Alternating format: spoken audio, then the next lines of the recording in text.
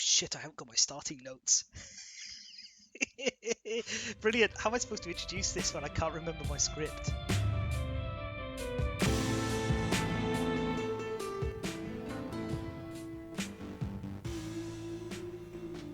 Hello and welcome to The Last Standee, a board game podcast coming to you from 5 exciting countries across Europe. I'm joined here today by Alexis. From Belgium. Bonjour. Alessio. Hi everyone. Cara. From Germany. Hi. And I'm your host, Fen. And I will also briefly note that that's 4 countries. Damn. Isn't it? Audrey was planning to be here, but they're not available. Today we're going to be talking about Arkham Horror Final Hour, Atlantis Rising, Unsettled, and a little bit of some, drama in the community, because this is the summer of board game drama, and you can... I'm doing very well. What I was doing just this morning was checking out the last few posts of the... God, I forgot the name. Cara Quest. Because it's going to be shipped very soon. It seems like this game might be one of the best of 2021. It's really looking up to be at least one of the best Kickstarter experience I've had so far. So I'm pretty happy about that one. Yeah, I'm in agreement with that. Does the print stuff look really good? It's clearly like children's drawings, which is the intention, and in fact actually is in some cases, but the quality looks fantastic. I don't think it's like a big extravagant plastics experience, but it shouldn't be. It's wonderful. No, the layout and everything looks really neat. I mean, professional is the wrong word, because it's being sold, so it is professional, but it looks very high quality, way more than I would have expected when I first backed it. I didn't back it because I thought that this would be the most incredibly the game and the characters, but it looks like they've done something really great with the design too. So I'm really excited for it. Yeah, it's kind of a shame that the materials will be anyway kind of leaning on the thin side, like on cheap cardboard and stuff, because the art is beautiful, and like an adult trying to draw like a kid, because it's beautiful. Yeah. Outside of that, I've been playing Midara yesterday with Audrey through TTS. We've continued the campaign that we started in person. We're still not far enough to have a proper opinion, but within a couple of episodes, we might be able to talk about it at more length. I'll be looking forward to that. Yeah. It's been an interesting ride with that game. Yeah. It's been an interesting ride with that game, for sure. Yeah, I'm sure it will have a lot of things to talk about. What about you, Cara? I have recently gotten very interested in Star Wars Armada. And Yes, you are. yeah, Star Wars Armada. And Yes, you are. yes, and Hang on. I'd like to disappoint our listeners once again by reminding them that I've given up on Star Wars. Do you feel that? Cues at violin.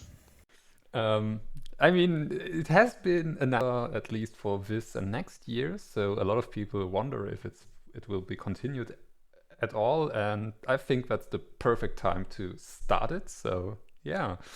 And by doing so and trying to find the more rare releases that are sold out made an incredible discovery. Google search results have more than one page, and You found a shop. yes. Wait, hang on. More than one page? Yes, if all the way, there are small numbers, and you can click on these numbers, and a new page shows up. There was. And this changes everything. All I do is I click on the one at the top that says advertised link. I figure like the company deserves to have their advertising clicks go through, so that's what I do. I could actually not have to look at the stuff. That in ancient times there was like this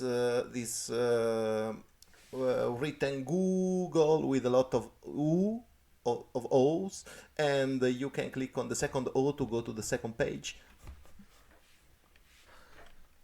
That Right. sounds like caveman hieroglyphics and sorcerer. I've got a pretty old Gmail account, and I don't remember Google being like that. Stuff from last millennium. Yeah, but really, I was looking for this one chip and it was sold out everywhere. I checked several online stores for board games and tabletop games. None had it, and I checked all the Google results. I went to the fourth page. And on the fourth page, I found the online shop of a small brick and mortar store in Cologne, and they had it in stock. Such is the popularity of fourth page. Yeah, so that's interesting. Yeah, that's great. Yeah, so that's interesting. Yeah, that's great as well. I guess I actually think Star Wars Armada is a pretty good game. It's not exactly my cup of tea, but if I like Nick, who from the UK I used to play with, he'd break out on the table occasionally, and I'd always play and have a good time. So Yeah, get out on the table occasionally, and I'd always play and have a good time. So yeah. Another thing, school started again today in Germany, and I went to my principal and I got basically permission to try my idea of starting a board game club in school. So the next few days I will try to recruit some trusted students who I think are able to handle my board games without breaking them. do they want my copy of Dream Crush? Is They it in can't have German? it, but it's barely it's almost language. So almost, but Eliza Wood's in it. Trusted students sounds dangerously like henchmen.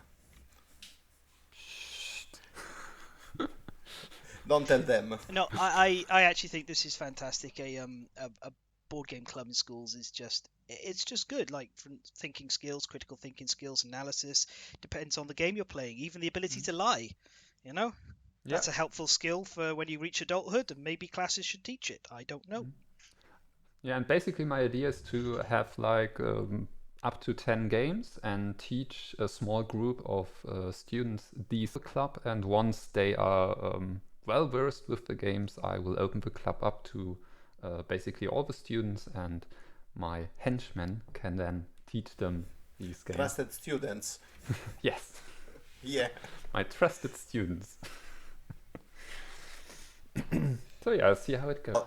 Actually, to link with your statements, I have to say school has begun in Italy too, which means I'm a free man again because the kids are at school. So wonderful. I have a lot of free time now. And yes, I still love my family. Thanks for asking.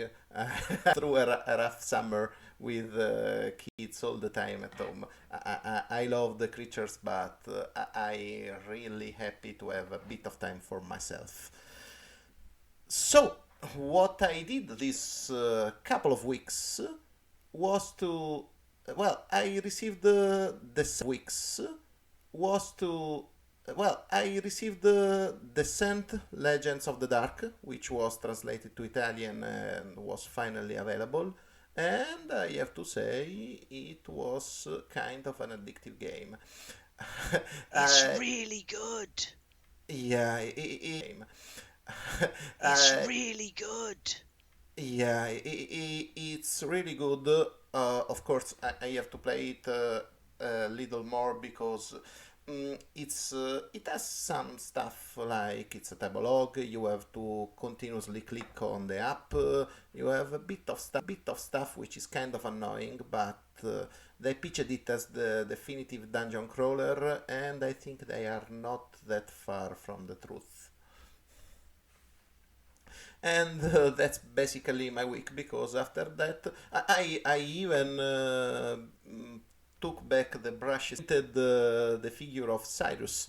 So it was kind of an achievement, since I didn't touch a brush for the last, I think, 8 months. Anyway, that's my couple of weeks. What about you, Fen? Well, the last of my stuff arrived from the UK, and in his defense, he was moving house. He has his first child on the way, and his dogs are terrible. Well, actually, one of them's really nice. The other one's a terror. So he kind of like lost track, and I didn't provide him with a full list of everything of mine that he was supposed to give to my parents to send on. Um, Here though, just fine. So I've got my Arkham Horror again, and my Space Hulk is back here, and all sorts of games that I was like, oh, I don't remember I owned this, but brilliant. So I've been updating Board Game Geek and spending time sorting out the gaming attic. Still got to get more dressers to get everything sorted away properly, and then get a table. But should have it sorted by the time the first of my friends are allowed to visit from the UK when they get taken off the travel ban list. I also picked up 6 Oink games, and they've been sat on my desk for about a week now, except when they've been off on the table being played with various people. And I'm going to give 6 really fast mini reviews of them because they're all quick games. The longest one's about 30 minutes, and the shortest is 15. And they're very light, and Oink games are fast mini reviews of them because they're all quick games. The longest one's about 30 minutes, and the shortest is 15. And they're very light. And Oink games are phenomenal for doing one of two things: really good games or really bad ones. But these are all pretty damn good. First one is are phenomenal for doing one of two things: really good games or really bad ones. But these are all pretty damn good. First one is Deep Sea Adventure. This is 2 to 6 players. This is the longest at 30 minutes. This is like a variant of Diamant or Ink and Gold. In essence, is a push. This is the longest at 30 minutes. This is like a variant of Diamant or Ink and Gold. In essence, is a push your luck, collect treasure adventure. You're I was gonna say astronaut. You're a subnautica. No, that's a video game. You're a sea adventurer. I think the game calls them. Traveling down a little rail made of tiles. And each on the back of each tile is a point value. They represent relics. You move. You can pick one up if you want to, and you have to leave an empty space token behind. And essentially, you move as far down the track as you want to, and then you run back up. You have to get back to the submarine before the oxygen runs out in order to claim the points for that round. So that's the push your luck bit. The interesting part is the oxygen is shared between everyone, and the more treasure you're carrying, the more you use oxygen. You can also leapfrog players, so you can't ever land on the same spot as someone, so they basically occupied spaces equal a free piece of movement. So this is this whole kind of thing of how far can I get back with this treasure, and only people who get back get to keep it. You play 3 rounds. Anyone who fails to pick up any treasure, it falls to the back of the line in big piles, so it becomes very valuable if you can get to it, and the whole line closes up with all the empty spaces being brushed away. So gradually you get to the 3rd round and it's high stakes, the relics are worth a lot, and it's very exciting. It's a fine game. It's like a 6.5, 7 out of 10, the sort of thing that if it's on the table, I love it. But I'm not going to jump up and go, hey, do you want to play Deep Sea Adventures? Because I'm more likely to like pick something else. But if someone is playing it, I'm in. Pretty fun. Looks nice.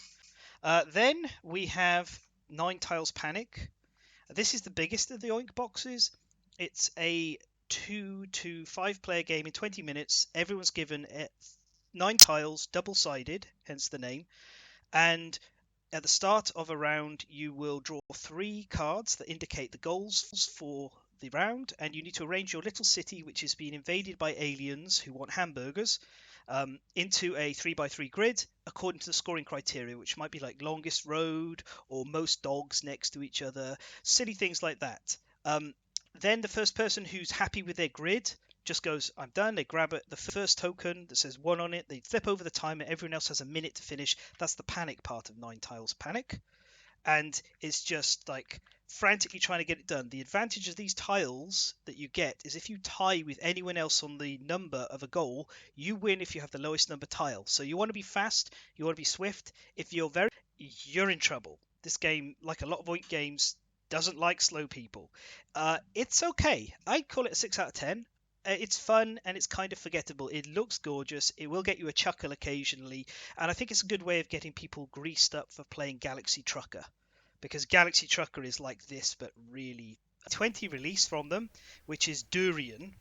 This is a really stinky board game, as expected from a stinky game, but actually it's actually quite good. It's a variant of the forehead game, which is that old classic, like where you have something held up on your forehead, and everyone else, like charades, have to kind of hand is hidden from you. Everyone else can see it. There are these cards. They're like dominoes. They have two lots of stock on the left and right in different numbers. They'll be dealt out, and you can only see the back of your card, but you can see everyone else's. That's the inventory of the shop. So that's how much stock there is in total. Then on a player's turn, they draw the top card of the deck, and they have to line it up on this little order sheet. And whatever they put on the right is the order. And this keeps going. Now, the real wrinkle in this is if somebody thinks that the latest card played has resulted in the order being more than the stock, they get to grab the bell. You get a bell with the game. It's tiny. You get a bell with the game. It's tiny. It's yellow. There's a bell. Yeah. There's the bell. And they challenge you.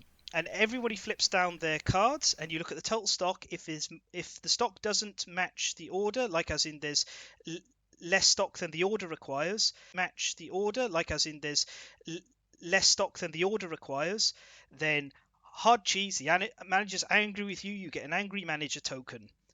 These are worth increasing number of points, so that right near the end of the game, you get 7 points against you if you get the last one wrong. So there's a lot of fun of, like, it's almost a reverse Hanabi in that way.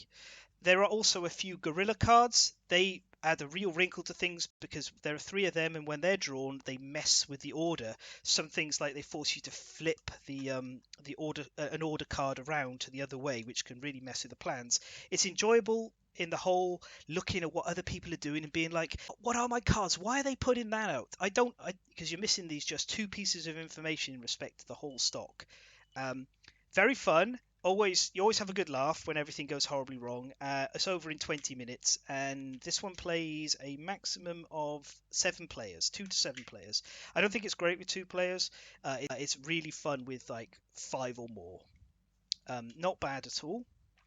And as I said, I'm really happy. Reverse Hanabi. Yeah. Okay, now we're going to get on to the big ones. Okay, so first of all, we've got Insider. Insider, I would describe as the Resistance Avalon with Merlin. One player will be, tiles will be dealt out. Your tiles either say Commoner, Master, or Insider. Commons or Commoner. And Master. The Master flips their tile up. They draw a card. The card has 6 different names on it, words I should say, and they're in, I think, in German, English, and French, I believe. And the Insider will open their eyes and take a look at the card and the number to know which is the word, and then they close their eyes, and then that's hidden. All the commons, they got no idea. They have to keep their eyes shut the whole time. Then when the round starts, you turn over a little hourglass and you play animal, mineral, vegetable, or 20 questions, depending on. Everyone loses. But if you get it right, then you have to play a sub-game of figuring out who the insider is. Because if you guess who the insider is, everyone who wasn't the insider wins. But if you don't figure the insider correctly, the insider wins. So the insider wants everyone to win because they want them to succeed, and they make too many clues. Because at the end of it, if they're obvious, they're going to get fingered and they're going to lose. And that's the joy of the cat and mouse bit. Getting there is kind of fun, asking the questions. Enjoyable. Is it a car? No, etc. That's fun. But right at the end, where everyone, including the master, because the cider was, has that discussion, and that it's great. It is the as I said, it's exactly the same as Avalon with Merlin, except it plays faster and the win rate is pretty balanced as opposed to as opposed to Avalon. Yeah. 2 left. Okay, we've got A Fake Artist Goes to New York. This is a similar principle to Insider. That's cool. Oh, I love this game. This game is you can play this game without owning the box, but you really should get the box to support. What happens is one person's randomly determined to be the game's master for the round. They will pick an object or a thing to be drawn, and they will write that on all of the cards being given out to everyone. except for one person who gets an X or fake written on it, and they've got no idea what's going on. It's like Spyfall in that manner. Now, basically going around the table, people have to draw the thing one line at a time with their own separate coloured pen. And the person who doesn't know what's going on has to try and draw it without giving away that they don't know what's going on. But everyone else who's drawing it, they don't want to be too precise, because if the fake artist figures out what other people are drawing, they can go, I know what it is, this is an elephant. And if the games master goes, you're right, the fake artist wins. But if they get it wrong and people figure out who the fake artist is, then the fake artist loses. It's funny. You could do it like at a convention. You could do it at a big board and everything. On a whiteboard. It's a remarkably joyous game and language neutral, which is nice. Oh, it's the perfect game if you want to have fun with like 5 friends, a little bit Yeah. too much beer, and a drawing board. Yes, it is. It is such a great hidden role kind of game, and it's very unique in the way that it does it all. And at the end of it all, you've got a little pad, and if you use that, you've got a big pile of different pictures that people have drawn, so you can have your own really crappy gallery, which you then can play modern art with. Yeah, which Yeah. yeah. I mean, seeing as I'm on props, why here. Sold. That's my gavel. That's my modern art gavel. That's so sad. Why are you mocking Nizia so bad? I'm not. Modern art's fantastic. Anyway, Last one. The first game you thought about the stuff. It's actually Deep Sea Adventures. It looks a lot like Were Riders. I wanted to say that before, but you were so fast. I know. I'm trying to be fast and trying to get this done. Last one. Startups. Go ahead. This is the best of the bunch. If you're only going to get one, get this. This is 3 to 7 players. I'm going to have quite complicated in the rules, but in essence, there's a deck of cards. These cards represent different companies. Printed on each card is the number of cards in the deck. At the start of the game, 5 of those cards are removed randomly. Now, what you're trying to do from here on is you're trying to get a monopoly in one of these and not have to pay other people points because you don't have enough. Of the cards. There's a whole load of tricky little rules to get your grips around. Like, for example, if you own the most of a given company, then you have the monopoly and you're not allowed to pick up any more cards from the face-up market that it starts to build up. So you have the most of the cards, but you can't get any more without, you have to just draw from the middle of the deck. Also, if you don't want any cards in the middle of the deck, you have to pay points onto those cards, which makes them more tempting for other people. And then at the end of the game, you even get to include the cards that are in your hand. In working out who has the most. I've done a really fast, really bad description of this game. All I'm going to tell you is this is my 9.5 out of 10 game. If you're only going to get one game from Oink, this should be it. You bring this to a social gathering from Oink, this should be it. You bring this to a social gathering, you put it on the table, and your friends cheer. And then hate you after the game's finished. And then somebody reaches in the durian box and rings the bell. Yeah, you can play at that game and do yourself a lot of damage with the hidden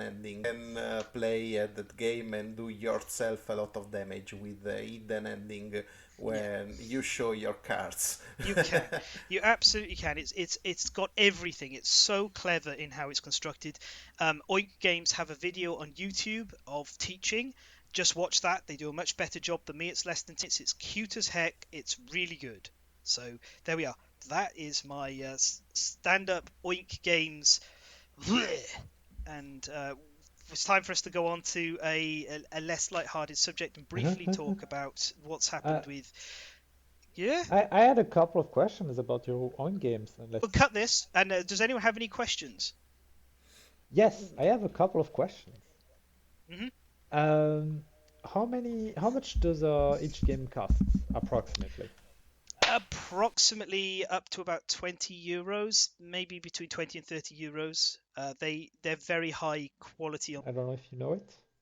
I don't. Oh, it's a box of I think 6 games that are card pack format, and every game is its own uh, little game, and you can just bring along just a card pack that contains a full game. I might talk about them in a game.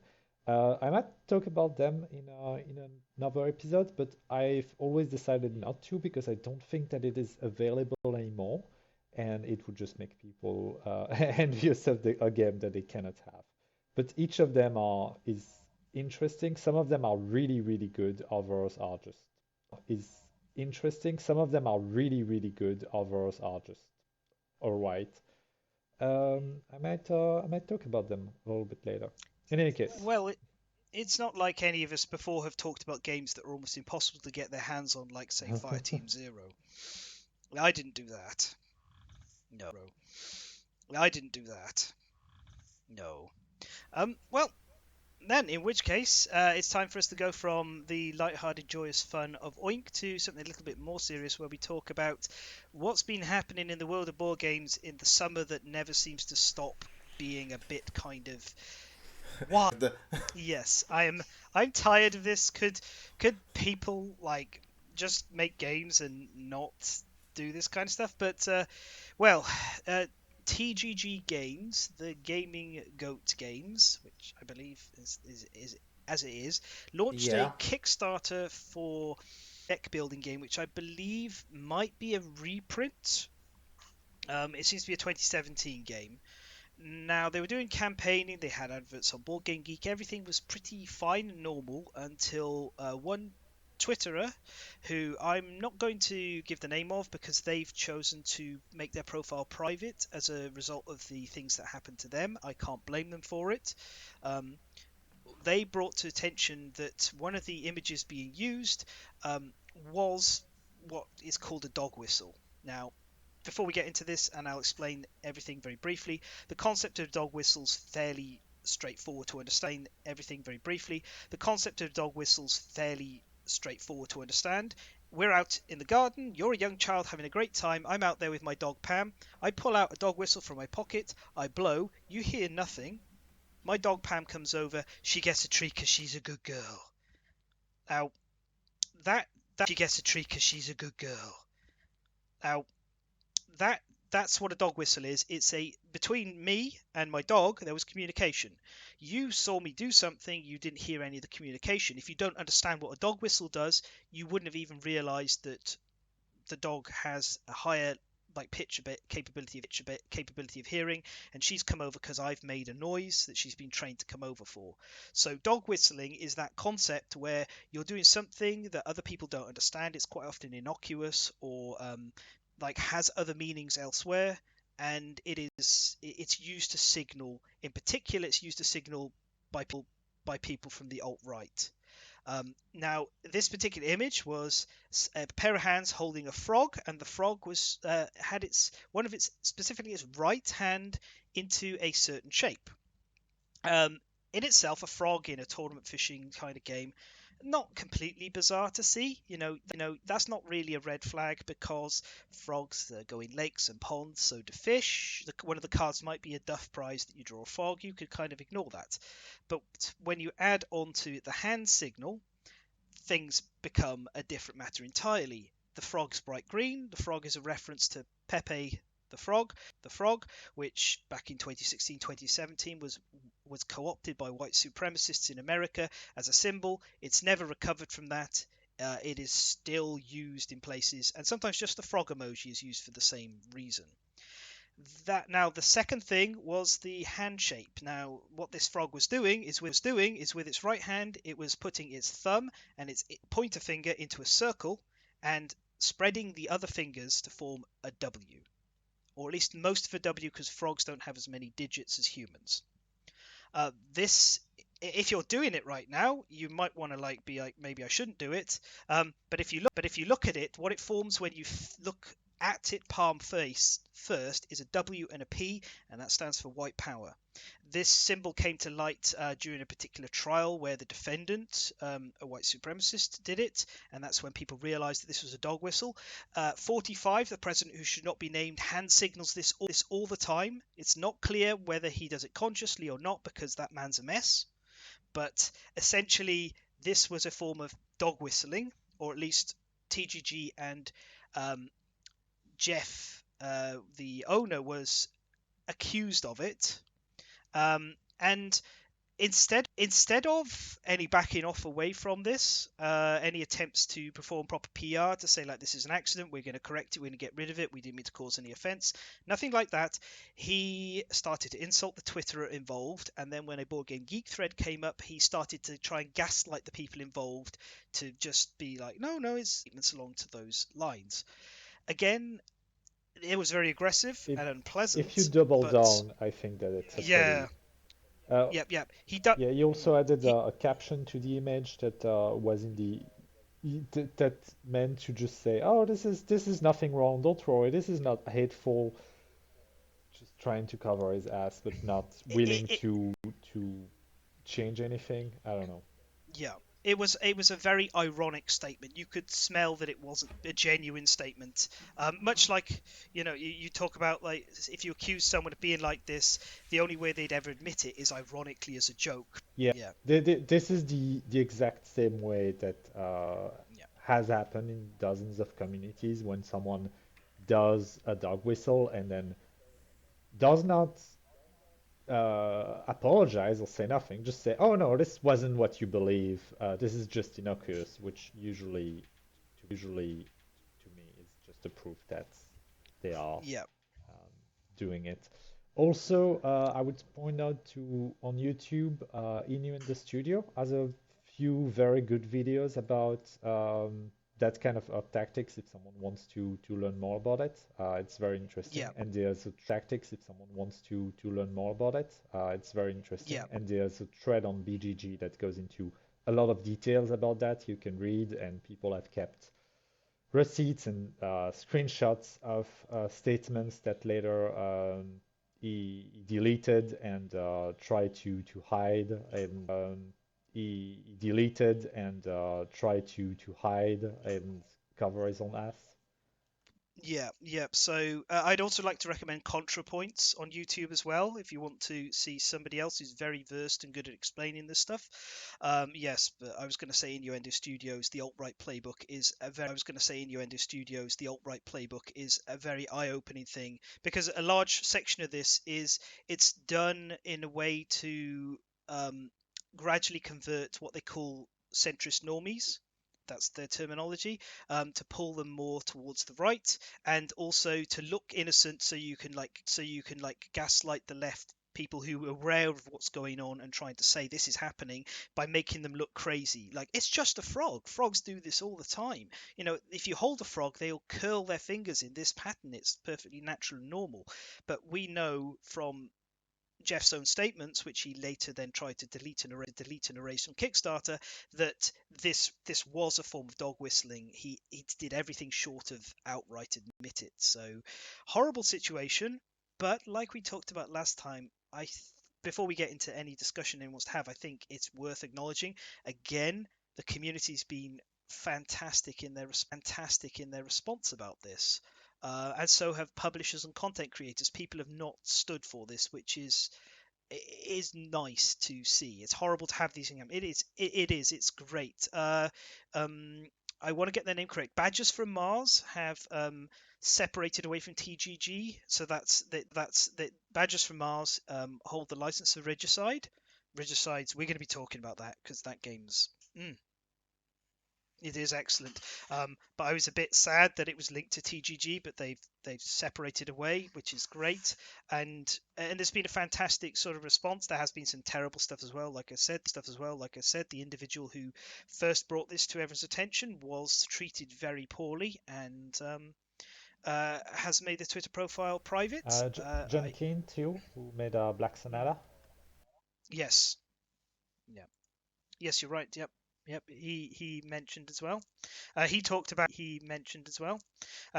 about how some designers are being tarred by association because they may not their names on the boxes of games that TGG have published, but you have to remember they may not directly be involved with TGG at all.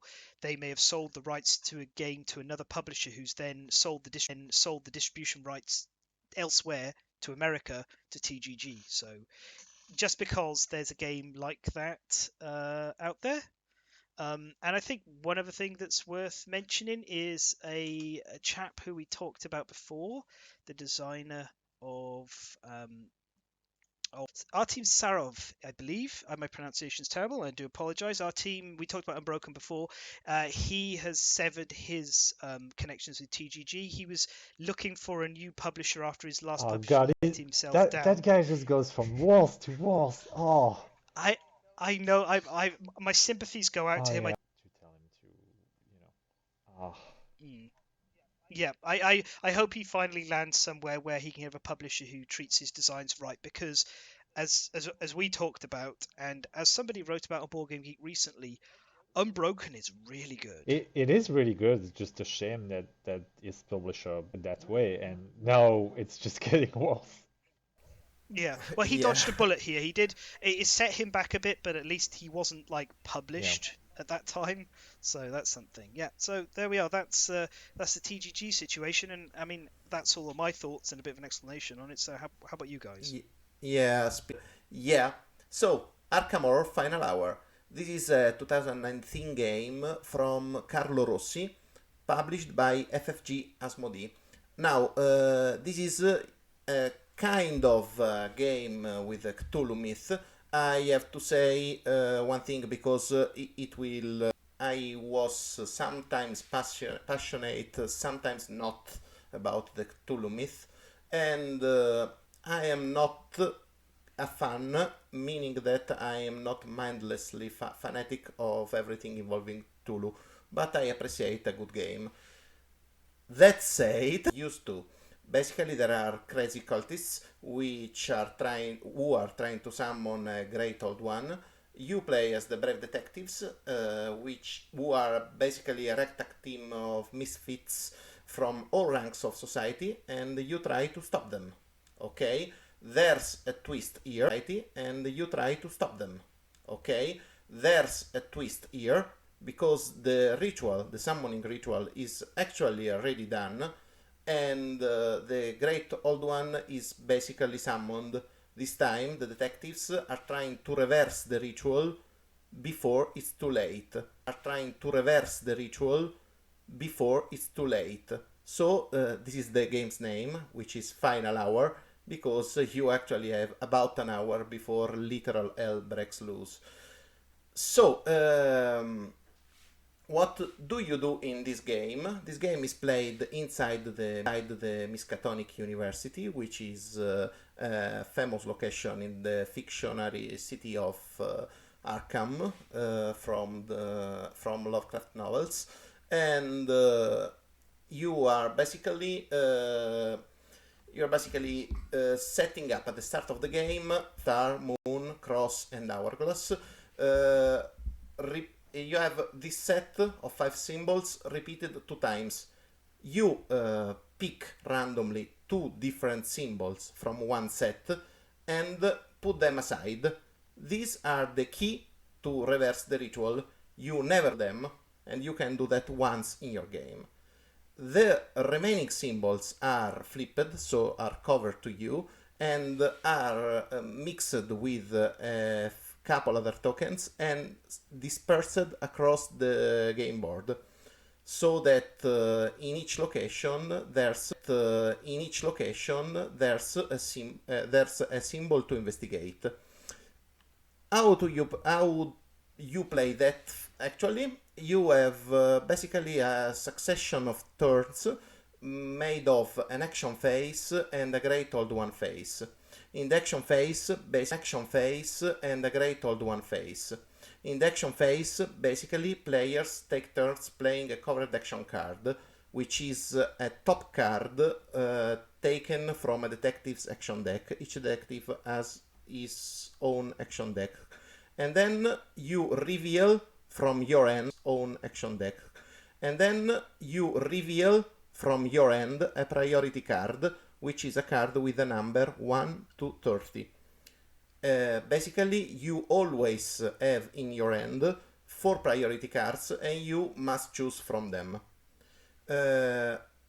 when priority card and one action card together 4 times, you sort the cards by priority, lowest to highest. Then then you reveal the action cards, and the action cards are actually made like the Gloomhaven cards, so they have top action is always beneficial to the detectives, and it's a good thing you do to contain the monsters, to move around the map, to place barricades, to repair stuff, and so on.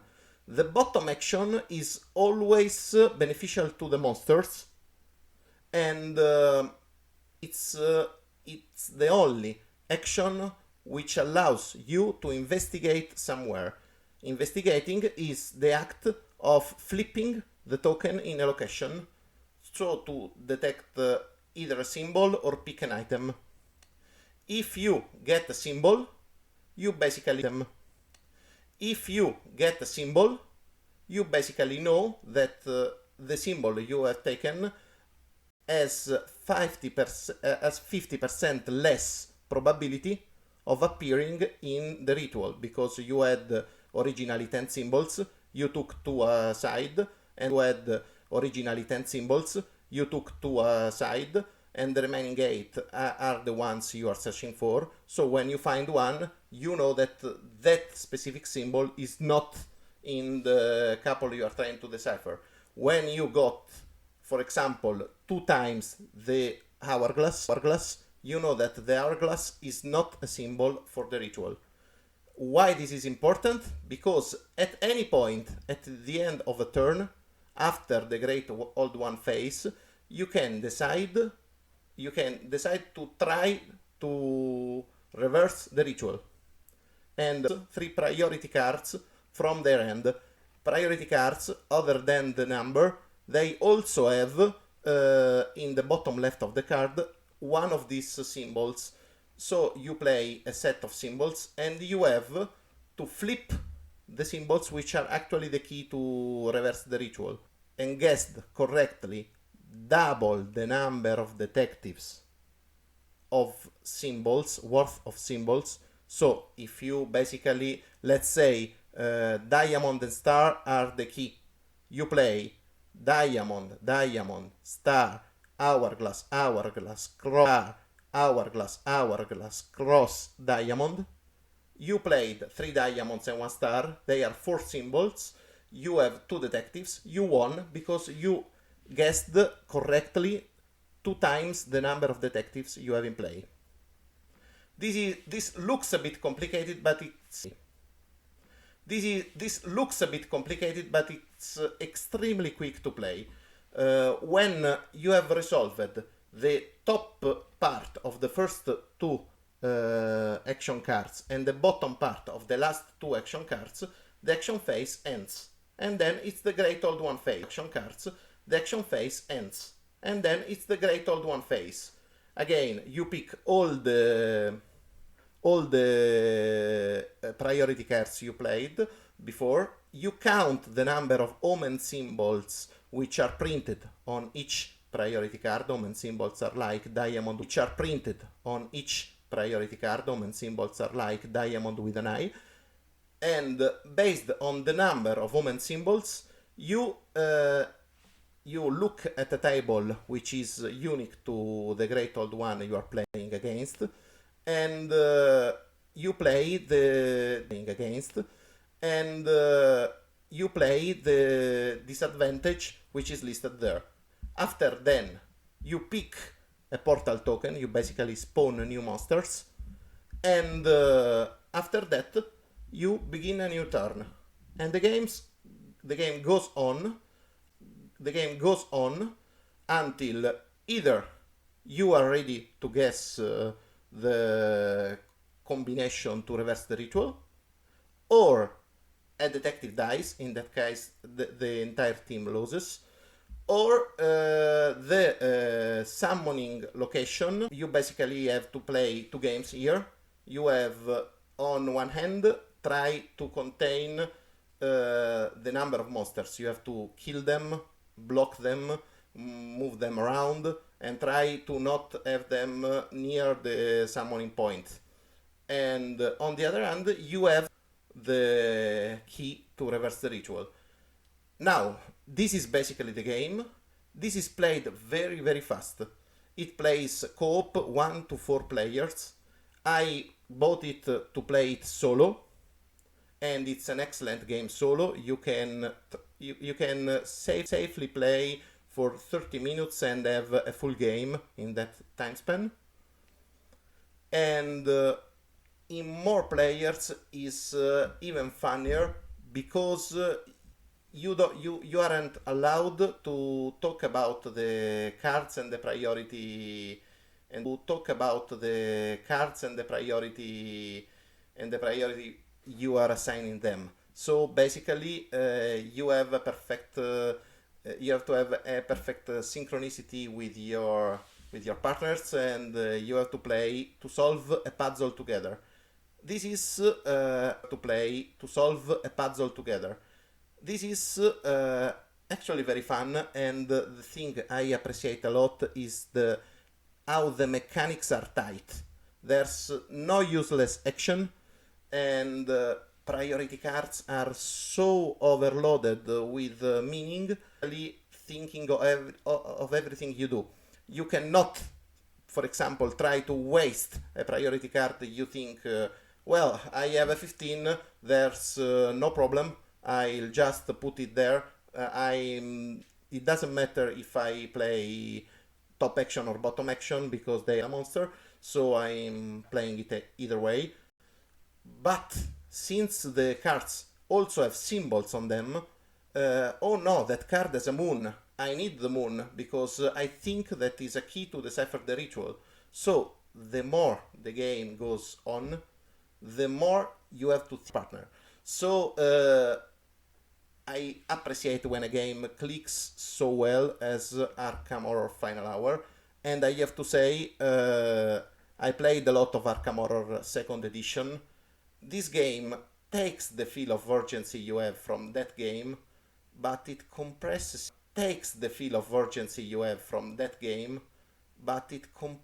it while still feeling to play a kind of Arkham game, although the theme is a lot lighter.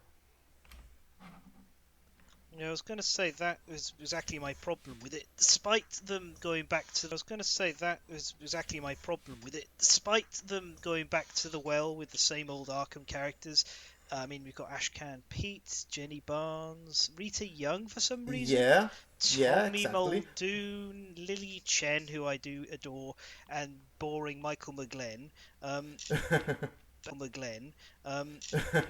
But there's absolutely no Agnes, which is like a huge mark against it. If you're going to leave Agnes Baker out, then what are you Yeah. doing? But it never felt like an Arkham game to me, to be honest. Like, it felt I played this on Tabletop Simulator a bit. I considered whether I was going to pick it up as well. I really didn't. I only gave it a quick try, and it felt very much like a sort of pandemic version of the Arkham Horror experience. Yeah, it kind of reminds you of Pandemic, Reign of Tulu, I think. The fact is that you are on a timer, because when you exhaust the summonings, you have to attempt a blind guess without having the right cards in your hand, so you are basically pitted against time.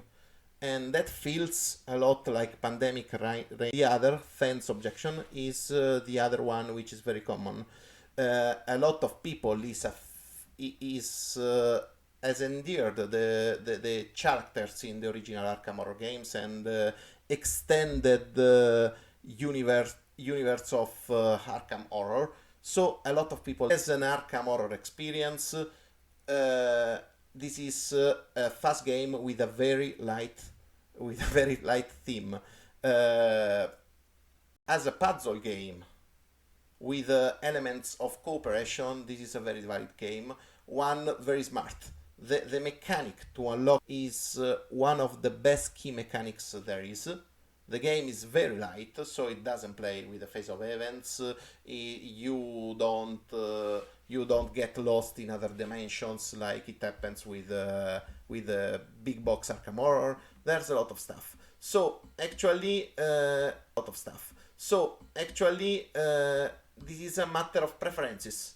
If you are going in trying to play an Arkham horror game, you want to be filled with Tulu mythos. There are better games than this. For example, I think there's Elder Signs than this. For example, I think there's Elder Signs, which is another game which plays very fast, based on Lovecraft writings. I think that is there are fast games. Uh, this is there are fast games. Uh, this is a cool game with perfect mechanics and a kind of stitched on theme. That said, I have to say the secret information smart. You basically have very tight mechanics. Everything you do counts, and it's a very lightweight game. If you want to look at what is left to improve, like a long time or Arkham fan, you won't probably like this game.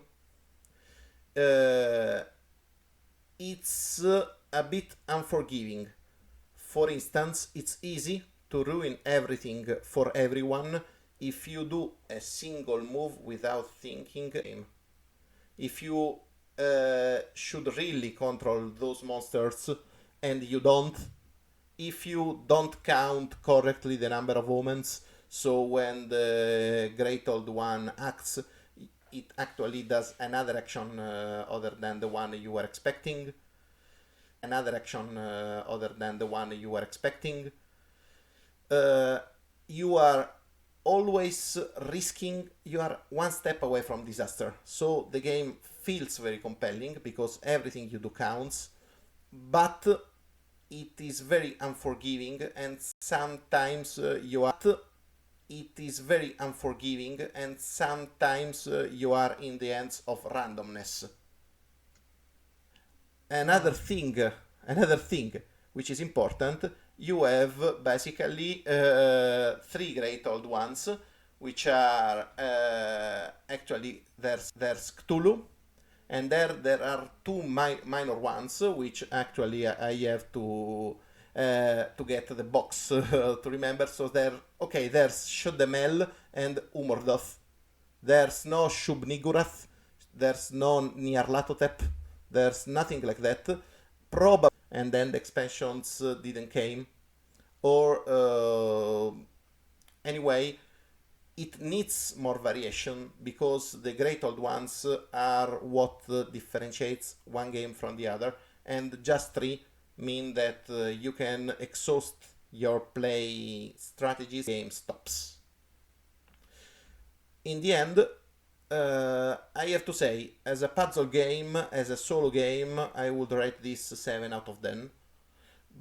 As a co-op game, it is probably a 6.5 or 7 out of 10. But if you want to consider it as a perspective of an Arkham horror fan, you are probably rating this 5 out of 10. My problem's not so much as an Arkham horror fan as just like I don't see where this game fits, because if I want I don't see where this game fits, because if I want like a big epic experience, I've got Eldritch Horror. If I want a stodgy, terrible experience that takes forever to get through, I've got Arkham Horror Second Edition. And yeah, I love the game, but it's a mess. It's a hot mess, especially if you start playing with the expansions. It really is. It's a hot mess, especially if you start playing with the expansions. It really is. And if you want a game that sits on my shelf and collects dust, I've got Arkham Horror Third Edition. Yeah. Which I never get around to playing. I've got no judgment on it because I never get it onto the table. But like for me, what you're describing here, everything, I'm like, ooh, I have It space. kind of feels to me that they've been trying to recapture the same genius of Eldritch Horror for a long time, because Eldritch Horror was already, in my opinion, a way to fix a lot of problems that Arkham Horror had. and I think that they still haven't made a Uh, long-winded epic adventures against cultists that the later Cthulhu RPGs have become, and I think that's pretty strong and pretty interesting. okay, other Arkham horror games or other games in the Cthulhu myth. Uh, this game compares to Pandemic. This game is really more thinky Pandemic because it's similar to that, but it has smarter and it has tighter mechanics. So it's advanced Pandemic while still being a light game. The second thing I have to say is about FFG and Cthulhu in general, and I have to say downward spiral with Cthulhu games.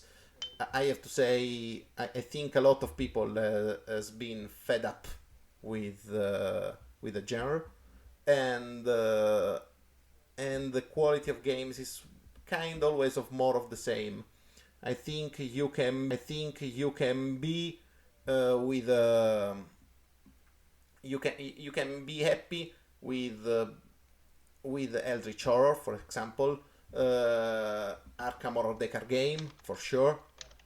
There are a lot of good games and new stuff is kind of a lot of good games and new stuff is kind of not up to the classics, let's say.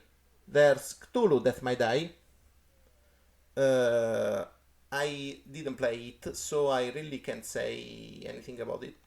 A lot of people is so I really can't say anything about it. A lot of people is talking good about it. I don't know, but that's the way Cthulhu games are going now. This is a game from 2 years ago, almost 3 years ago, and it's actually in the Game Geek ranking. So a lot of people is not rating it good. I have to say it's a game that it's worth it for the puzzle mechanics, for the family mechanics. I think that this is the one game in the Cthulhu myth that. Hi, Hello. Audrey. Oh, hi, Hello. hi, Audrey. Did somebody call out Audrey's name 3 times and they arrived like Hasta? In front of a mirror. Yeah. We have 5 countries again. Yeah, I'm okay. I just had a talk with my job search advisor. They're doing good. So now let's say I have the tools to search for a new job. And else, yeah, I'm good. Making progress on Midara with Alexis, and that's it. Yeah, we heard of that. Yeah. It's my window now to introduce you to the other cast member for this episode. It's my window now to introduce you to the other cast member for this episode. Say hello to Bell. Durian Bell. Oh, let's from do a it board again game. with a bell. Yeah. I paid for this spell. I love this spell, and I'm only going to use it in one episode, so I'm going to milk it. Love this spell, and I'm only going to use it in one episode, so I'm going to milk it. Speaking of, it's not exactly Bell, but it's a subject very close to that. A few months ago in the Facebook groups, there was a meme running around all the time. It was the same, which was, when you die, get cremated and made into an hourglass so you can still participate in board game night. Or the same about grandpa or grandma. That's AP definition. Yeah. Oh, jeez. It's like, hang on, who are we going to use tonight to time the turns? Grandpa takes 5 minutes and Grandma takes 3.5. Yeah, he was fed up with it. And now I still see it resurfacing from time to time. Oh, okay. I don't want this to look actually impolite to Audrey, but I have to leave right now. Oh no! So- Hand on. Don't make me get out my gavel. I've got all the props. No, I have to go. That being said, to close on the family hourglasses, I think that would be very appropriate for any Cthulhu Yes. game. Yes. Yeah, for yes, sure. It would. Yeah. Oh, geez, don't ever store modern art horizontally, vertically, guys. Vertically, guys. Never do it. Never do it. Keep it horizontal. Everything's everywhere. This is a terrible mess. I'm gonna have to Uh, deal with this afterwards. Right, Alessio. Well, thank you very much for telling us all about Arkham, Final yeah, Hour, a game that I was interested in learning about. Final yeah. Hour, a game that I was interested in learning about. I think I'm going to stick with Elder Sign. Like it or leave it. Yeah, Yeah, Elder Sign is more Arkham-like. I just like the dice. It's nice to play a Yahtzee game that you can go crazy while doing. Well, yeah, that's fantastic. So I guess while doing. Well, yeah, that's fantastic. So I guess we've got a hello from Audrey, and this would be the point where Alessio says goodbye, and my dog goes Goodbye. nuts. Yeah. Bye, Bye bye. guys. I Bye. And after talking about all of those fungal Eldritch planet, Yugoth, we are going to explore some different planets with Cara bringing up Unsettled. Yeah, so Unsettled, a game I was really excited about, then I started to hate, and then I started to like again. It has been on Kickstarter, I don't know, like 2 years ago, Yeah, something maybe like only that. 1 year. Time is a weird concept during pandemic times. Um, and it's described as a sandbox survival game. You are part of a crew of an exploratory spaceship, and your ship gets into some sort of time space vortex thingy, gets ripped apart, put back together, and things get damaged, people die, and you come out of it other side somewhere. You have no idea where you are. You just know you are far away from home. Most of the crew is dead or heavily injured, and the survivors are some scientists. And you are lucky in that just in front of you is a planet that might hold some resources or technology that could help you get your ship repaired and survive. So the game is constructed as a core mechanic, core system where you add different planets in. Um, and thereby each planet changes how the game plays, and that's really important to understand why I hated the game and then started to like the game, because it can be very different. Game and then started to like the game, because it can be very different. The first thing when you look at the game is it's a really weird box shape. My fellow podcasters can see it behind me. It's my fellow podcasters can see it behind me. It's basically the length of a Kallax cube, but it's Yeah, weird, it weirdly seems like shaped. it's a weird piece to add to the Tetramino that is your board game space. It Yes. doesn't even seem like you can't fit two and then more boxes on top of that don't fit.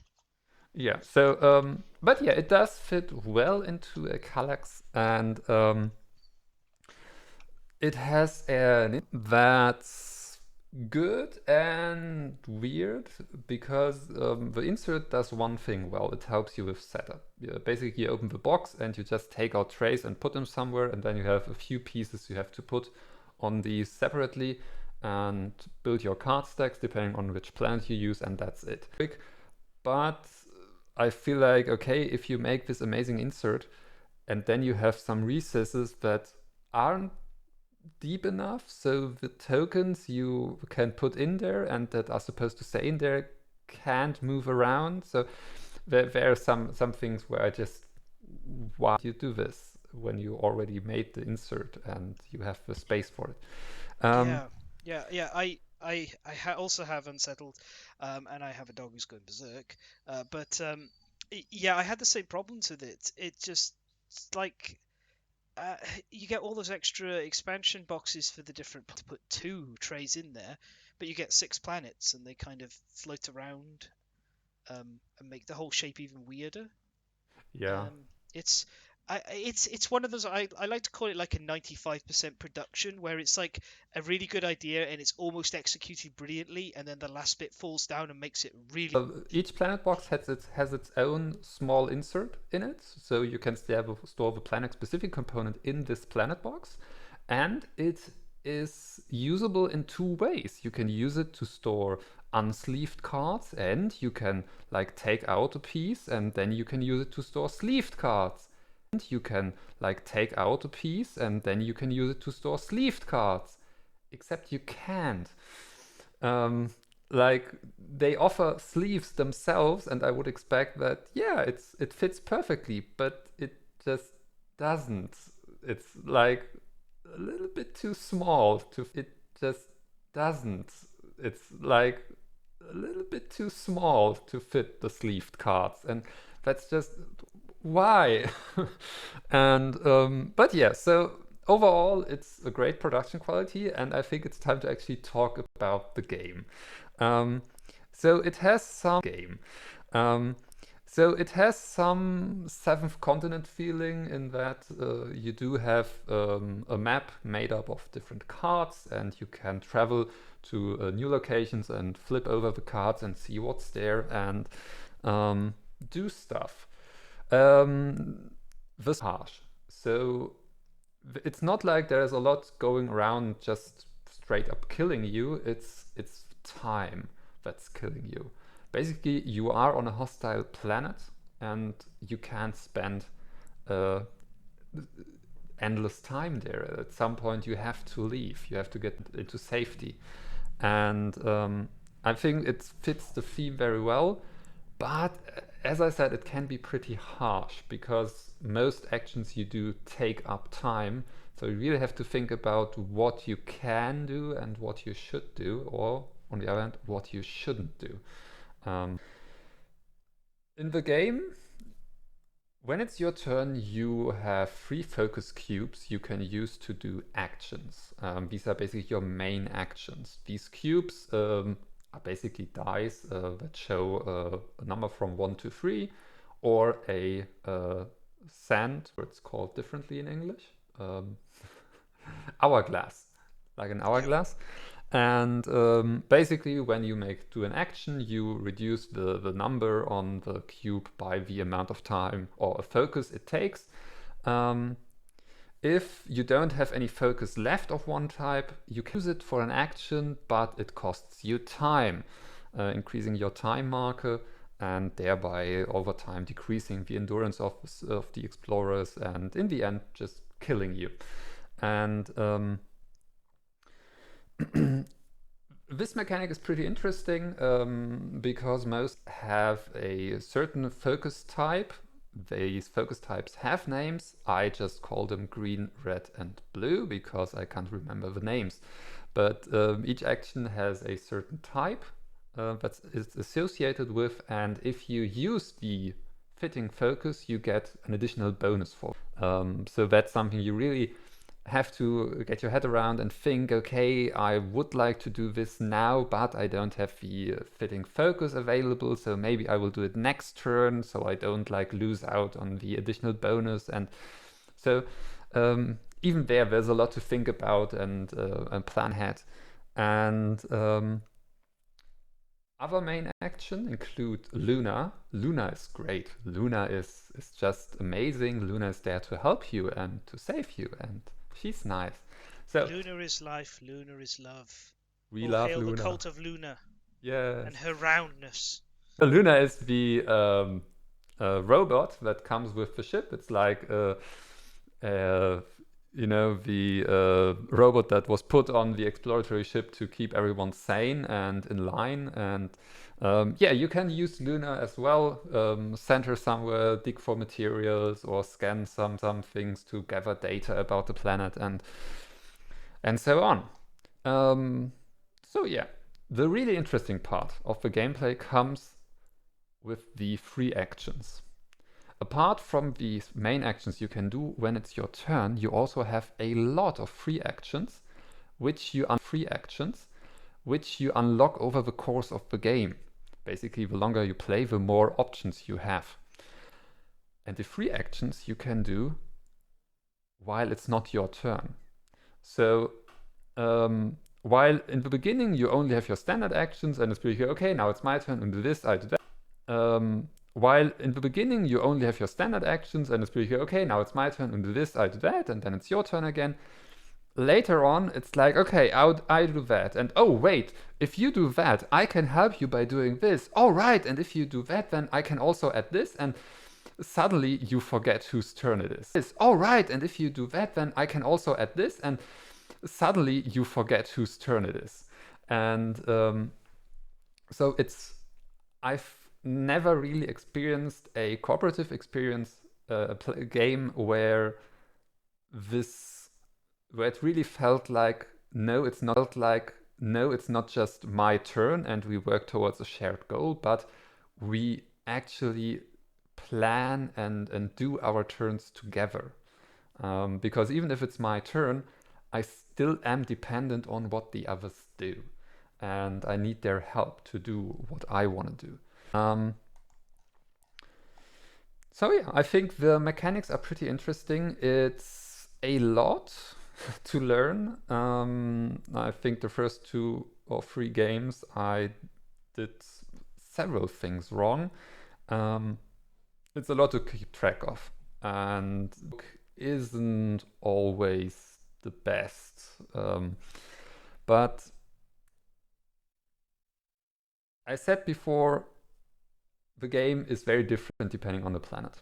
And the core game comes with 2 planets boxes, and there are 4 more you can get as expansion. I only core ones for now, and I started with the first planet that is recommended as the starting planet. And I played this planet. I played all 3 missions on it. Every planet has 3 missions you can play, and I hated it. I was so frustrated, and Yes. I really was at a point where I shouldn't have bought this game. It sucks. It sucks. The first planet sucks so much. It should not be the first planet you play. It's a terrible introduction to the game. Throw it in the bin. It's and it's awful. not just. It's. I mean, what I was so frustrated with the game that I really had to force my. Glad I did it, because the second planet was so much more fun. And after I played the first mission there, I thought, why the hell do they recommend Venora? That's the first planet's name. Why do they recommend this one as the introduction to the game? It doesn't include a lot specific rules or something, so you are not overwhelmed with stuff. And I was overwhelmed. There are all these. I don't want to spoil a lot, but there are so many moving parts, literally, and it's I this planet ever again. Me either. And you know what frustrated me even more? I hated all 3 of the missions, but I hated the first one most of all of them. It was so fiddly. It was so much to do. It was so tiring and overwhelming. The second mission felt a little bit better, but yeah, it's the second planet, which is feels less crowded. I know what I'm doing. I'm less confused. I said when we talked about this before, like we discussed it previously, I was like, why didn't they just have something like this, a Spartan kind of clear planet with not a lot going on, just for you to get to grips with the mechanics of survival and the. I was really interested by Unsettled. I really wanted to back it, but at the time I finally decided not to jump for it, and I'm kind of glad I did, because both of your opinion make me feel like the game is kind of missing a spark here and there, and that maybe a second. Yeah, but you have to get past the first planet and get to the second planet, and the other boxes, the later planets. I've played all of them, and they're all so much better than this first planet. Wenvo, or I call it Wenvo because it's a place in the UK, but it's Stinky Fungus planet is terrible, and I don't know if it was the showcase. Question about that. What do you? Sorry, Car, didn't mean to interrupt. Yeah, also what you just said about you know what to do. The first planet, the missions there are basically every mission has 3 steps to it. Yeah, and you start with the first step and you do it, and then you flip 3 steps to it. Yeah, and you start with the first step and you do it, and then you flip over and you see what the next step is. And on the first planet, on each missions, I felt like I'm just surprised by what happens next. Yeah, I have no way of planning ahead, of knowing what comes, and I flip opens next. Yeah, I have no way of planning ahead, of knowing what comes, and I flip over the card, and I'm like, damn, I'm not prepared for that, because I had no idea it could go in this direction. On the second plan, first mission, it's so straightforward. It's like you flip the card over and you're, yeah, now that makes sense. So it just makes so much more sense. Yeah. I had a couple of questions if I can interject. So I know that the game has a strong narrative-oriented bend to it. So how replayable would you say that it is? Say it has a very light Okay. narrative bend, because there's not a lot of individual like events happening on different bits. It's a bit more abstract. You get your initial card that sets the scene, and you'll have another card after you've achieved that objective, and a third one which is do this and then get the hell out of Dodge. Typically that's like the vary things a little, but it's kind of just like you move to a tile and you'll experience maybe something, or you might find an anomaly you can interact with, but it's very light on that, and it feels a bit more puzzly. I would say I'd say Seventh Continent feels like it has more narrative Well, to it's it in that it's good that feels like it has more narrative well, to it's it in that it's good that you're aspect. bringing a comparison, because I wanted to ask you to compare it to another game, Far Away. How do you think it fares next to Far Oh, Away, which seems to have a sort of similar vibe to it? Because I was going to go for Unsettled, similar vibe to it. Because I was going to go for Unsettled, and then you talked about Far Away, and Far Away has been my um, the one that I went for in the end. um, I think mechanically Far Away is heavier. You're dealing with wildlife. You're dealing with wildlife that's moving around. You've got a ton of rules to handle with that. Typically, with only a few exceptions, you're not dealing with wildlife, and very explicitly in Unsettled, you're not dealing with combat as such. Although the first scenario of the very first game basically had combat in it. There wasn't combat. Not calling it combat. A The, spade is a the spade, game even if the you've game covered it in specifically gold. sold itself on the idea that there was no combat, and that this was a very exploration peaceful game. I felt like I was under attack from an invading Well, force. yeah. Yeah. So but Yeah, you would say that first. Okay. yeah, Well, that's yeah. what I need to go for. It feels like a bunch of nice small small experiences, but the cost is quite considerable. You've got to buy the main game, which gives you the first 2 planets, no choice. So then you have to consider getting the other planets, which do get harder and harder. Um, but they're also when whenever aside, Fungus Land aside, I would play the others like quite a few times, even if I'm playing the same scenario.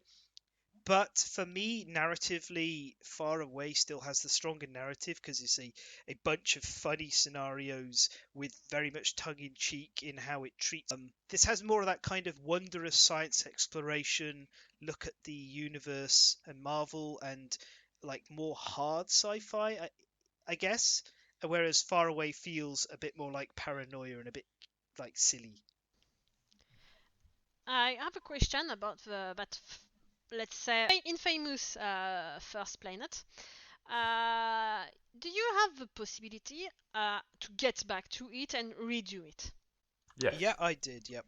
Yep. And is it better after you've played more on the other planets, or is it still bad? The first scenario on the first planet is Other planets, or is it still bad? The first scenario on the first planet is still bad. The second one was a little better. It felt a little bit more conventional. Um, I wasn't keen on the third one. How about you, Cara? Um, I felt I'm um I felt I mean for me I felt like it's just a really hard planet, and the whole randomness, the whole I have no idea what happens, and suddenly I get a mission and I'm not prepared for that. No idea what happens, and suddenly I get a mission and I'm not prepared for that. You can navigate that, of course, if you know the mission and you know how you win. Um, you, I mean, the one mission is actually pretty easy once you know how it works. So you basically prepare just stuff and third step until you actually finish the first one, because once you finish the first one, you have to be quick. And once I did that, it was just so easy going, but it didn't feel very fun that way. Yeah, it's not a fun planet. It's not. Okay, so Yeah. I personally, I wouldn't want to play it again with other people. If someone said, "Hey, I want to try this game," I'd say, "Okay, here's this cool second planet. Let's go I there." just tell him it's the first one. There's a printing error on the box. Number one is your home planet. Number one's Earth. We don't go there. This Yeah. is number two. Yeah. Number one, what got destroyed, so we fled from there. And but yeah, so I also think with regards to these different experiences, when I look, the game has an 8.3. I don't think it's that high in general, and I think here people really make a mistake of rating the game and not rating the planets. Yeah, yeah. I've been a written review about this game or not, and the problem I had is if I'm going to write a review of a Kickstarter game, I want to do the core game. Like if you just bought the core game, this is what you get. I did that for Deep Madness, and I concluded that on the whole, it really needed expansions, especially Kickstarter stuff, to be viable, which isn't good. This game, I don't think there's much in the way of Kickstarter exclusives that you would care about. I can't remember if there were any. Orange Nebula are usually pretty good in not being too much like that. Um, but I would have to be like, I'd have to review it with all 6 planets, and I'd have to be like, just yeah, you need to get all 6 planets. Really, I'd have to be like,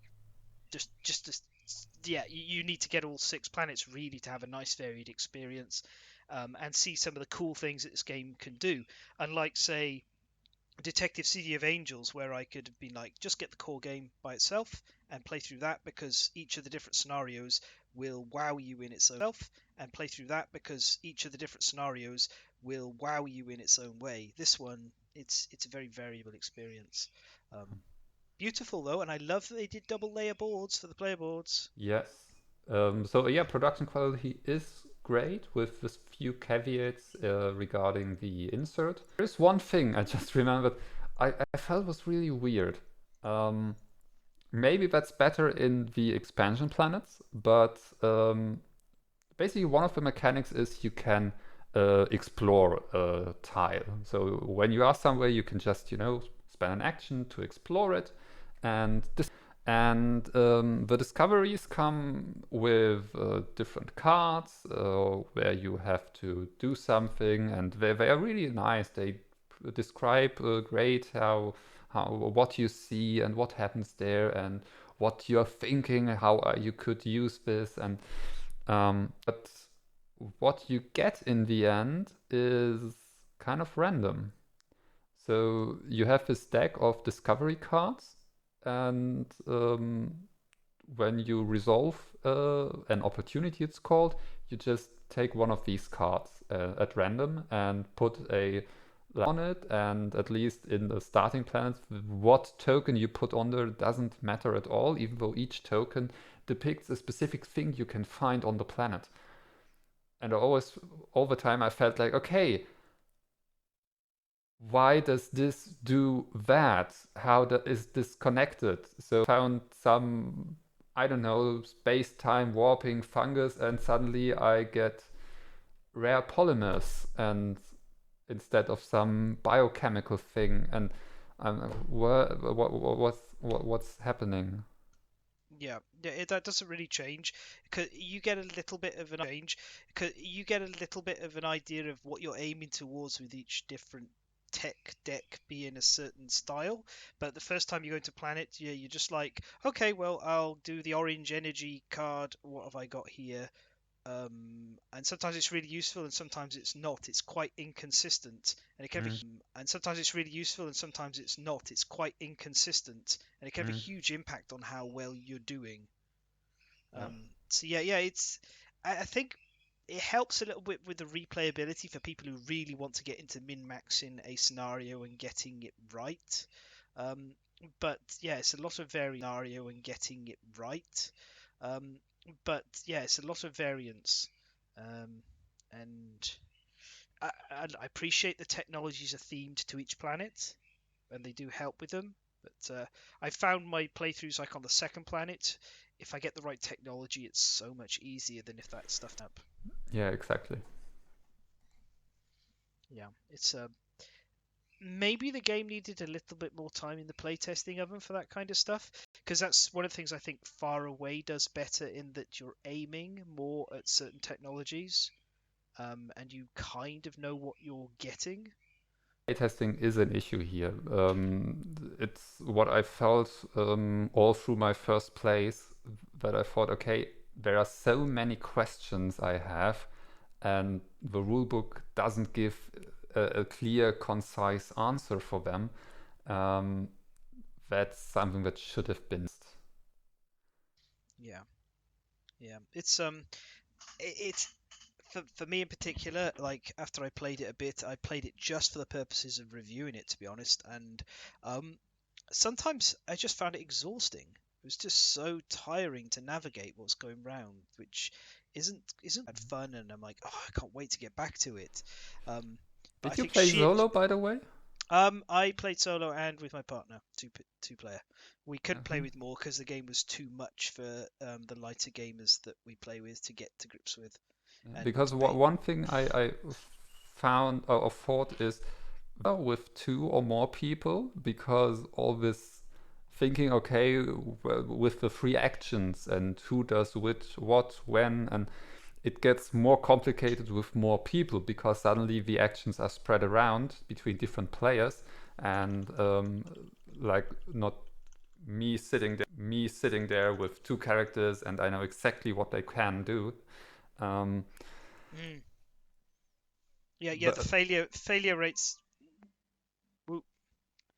Your failure rate is definitely higher with more players, and you have to spend a lot more time discussing. And the definitely higher with more players, and you have to spend a lot more time discussing. And the temptation is you kind of land on this planet and you want to all run off and explore a bit around, and there's just kind of not really that available. I forget the name of it, the distrust mechanic. Yeah. I get the name of it, the distrust mechanic. Yeah. It's meant to be like how tensions are playing between your group and everything, and have this interesting sort of extra wrinkle to it. And it ends up just being a binary flip up and down, have a bonus, have a negative kind of thing, and it just doesn't feel good. And this game, I really hoped for more exploring. I thought I was going to be landing, when I backed this, on big planets. I'd be dealing out a grid of, I don't know, like 6x6 cards, and I'd explore for a while and then maybe escape the planet to move on. That was the impression I got from the Kickstarter. And instead, everything's tighter and smaller, and just there's so much less space to breathe when you're playing. There's missing the wonder of just turning up a card and looking at this thing and going, oh, this is a cool new bit of this planet. It's kind of there, but usually it's like, okay, well. Yeah. And one thing people should definitely keep in mind, it is cooperative, and they do like write and joke about it in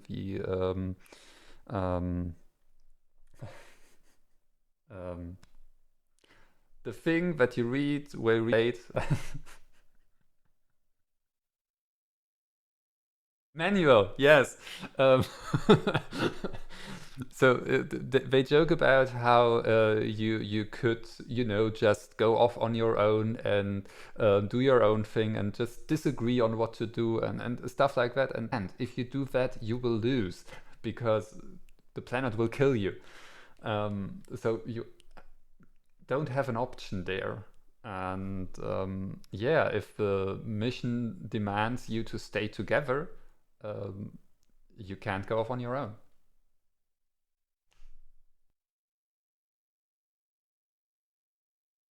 But as a solo game, I felt when playing the second planet, it's a nice puzzle. It's interesting to discover the planet, and the mechanics are pretty neat. Yeah. The mechanics are pretty neat. Yeah. There's definitely some good stuff in it for sure. Just yeah, I think as you said, a second printing with some thorough working on everything and some balancing. And I want to see thorough working on everything and some balancing. And I want to see a training prologue moon. I want to see an exploration on a fairly basic, simple planet with straight objectives of, hey, you've crash landed, you need to find the materials to fix your ship, even if it's just like 2 steps on 2 cards, just to get to grips with those mechanics of survival and gathering and exploring. And I would also just love to see a really big planet for exploring, not as large as say Seventh Continent because that's way too big, but somewhere in between. Mm. On .com/The Last Standee, or as The Last Standee on Twitter. So, until next time, we have been the various members of The Last Standee. So it's goodbye from Alexis. From Belgium, au revoir. Audrey. Bye bye. Cara. From Germany, auf Wiederhören. Myself.